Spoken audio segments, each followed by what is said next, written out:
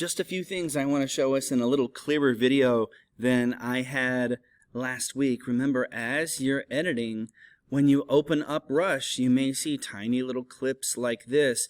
You have to zoom in with the slider at the bottom until you can see like how big they are and how long they are. I don't think you can play with this slider too much at the bottom to find out where you are, because it can be really odd. Make sure you expand your audio tracks, which gives you a little bit more range of vision, I guess, if that's what you want to call it.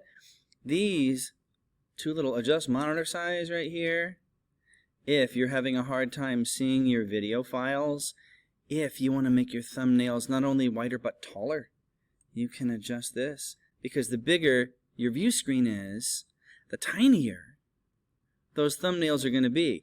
And if they're so small you can't see them, think about making your view screen smaller.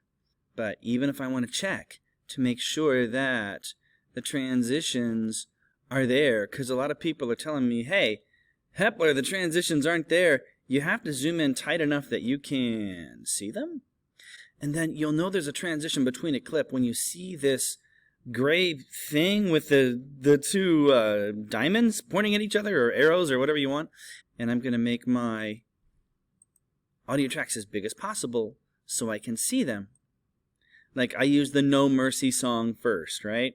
So I might go to the end of where No Mercy is, and then I click, the playhead shows up, right? I click, and then I go to your media. It will take you where? To the desktop.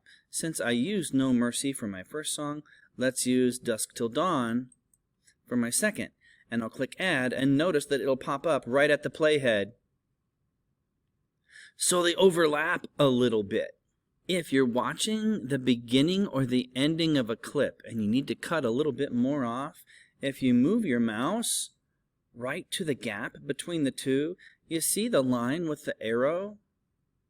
That says I'm going to edit the end point of this video. If I click and hold and move it, notice the shot on the left, I'm trimming the end off of it. So if you want to edit the end point of a video, hover over it, click, move it to the left, and you can see how I'm making the shot on the left shorter by moving the out point.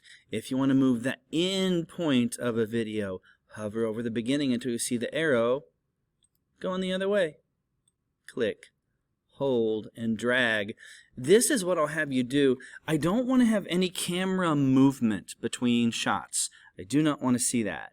So if you have a little bit of camera movement at the end of a shot, select it, hover towards the end, back it up, and get rid of that camera movement.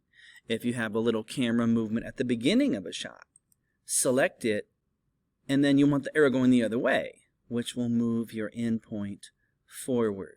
So get rid of all camera movement in between plays, put your playhead where you want it, and then if you click on that lightning bolt and click dissolve, it'll go right where you want it.